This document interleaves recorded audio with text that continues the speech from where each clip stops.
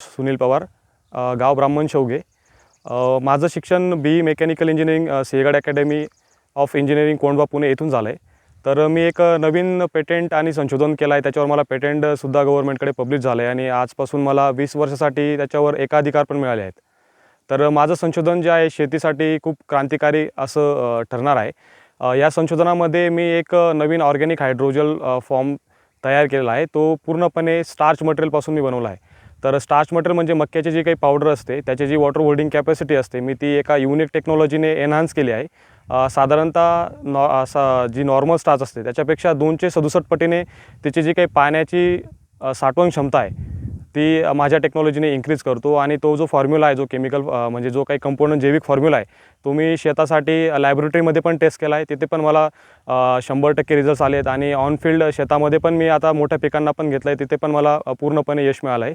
आणि जे काही कृषी विभागाचे झाडं होते, वन विभागाचे जे काही झाडं होते रस्त्याने लावलेले, तर त्यांनासुद्धा अक्षरशः सुकलेल्या झाडांना मी तो फॉर्म्युला जेव्हा दिला तेव्हा झाडं हे सुकलेल्या परिस्थितीमध्ये होतं आणि साधारणतः 1 ते दीड महिन्यानंतर आता ते पूर्ण झाडं पूर्णपणे हिरवेगार आणि बहरलेल्या स्वरूपात मला मिळाले। तर हा जो काही फॉर्म्युला आहे हा गव्हर्नमेंटकडे मी पेटेंट केला आहे आणि आता माझं जे काही पुढचं स्टेप आहे की लवकरात लवकर जे आपले काही जनसामान्य शेतकरी आहेत त्यांच्या सेवेमध्ये हा लवकरात लवकर यावा आणि यावर्षी जी काही परिस्थिती आढळली होती की दुष्काळामुळे आणि व्यवस्थित पाण्याचं न आल्यामुळे जे काही शेतकऱ्यांचं नुकसान झालं ते नुकसान मी वाचवू शकेल। तर हा फॉर्म्युला असा आहे, तुम्ही जेव्हा कपाशीची लागवड करता किंवा दुसरे कोणतेही फळभाज्या असतील किंवा बाग असेल किंवा आपले जे नगदी पिकं असतात, लागवडीच्या वेळेस तुम्हाला आमच्यातर्फे एक पावडर दिली जाते सेमीजेल फॉर्ममध्ये। ती पावडर तुम्हाला जमिनीमध्ये टाकायची असते आणि त्याच्यावरती बी टाकायचं असतं आणि टाकल्यानंतर एक साधारणतः माती टाकून तुम्हाला साधारणतः 2 महिन्यापर्यंत तुम्हाला पाणी द्यायची गरज नसते आणि 2 महिन्यापर्यंत तुमची पिकाची जी वाढ असते ती ही नॉर्मल जशी आपण पावसाळ्यामध्ये जी वाढ होते नॉर्मल पाणी दिल्यानंतर त्या प्रकारे त्याची वाढ ही चालू असते।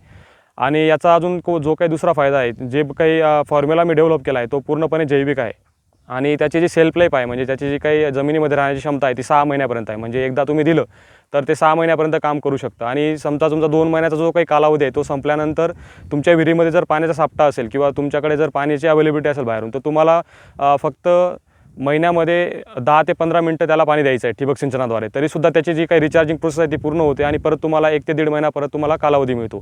तर या टेक्नॉलॉजीमुळे शेती म्हणजे अल्प प्रमाणात पाण्यामुळे शेती पण आपल्याला करता येईल आणि सुरुवातीला जे तुमचे लागवडीपासून ते 2 महिन्यापर्यंत तुम्हाला पाणी द्यायची गरजच नाही।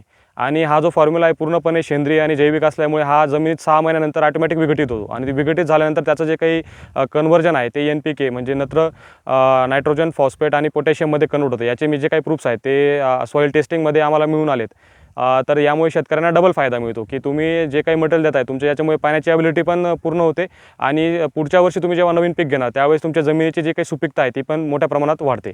आणि याचा अजून जो काही दुसरा मुद्दा असेल की ह्या टेक्नॉलॉजीमुळे जे काही शेतकरी आत्महत्या असेल किंवा शेतकऱ्यांवरचं जे काही गव्हर्नमेंटचं जे काही स्वप्न आहे की आपल्या शेतकऱ्यांचं उत्पन्न डबल करायचं आहे आणि एका थेंब पाण्यामध्ये आपल्याला डबल उत्पन्न घ्यायचं आहे, तर हा सुद्धा जो काही गव्हर्नमेंटचा हेतू आहे तो पण पूर्ण होईल अशी मला आशा आहे।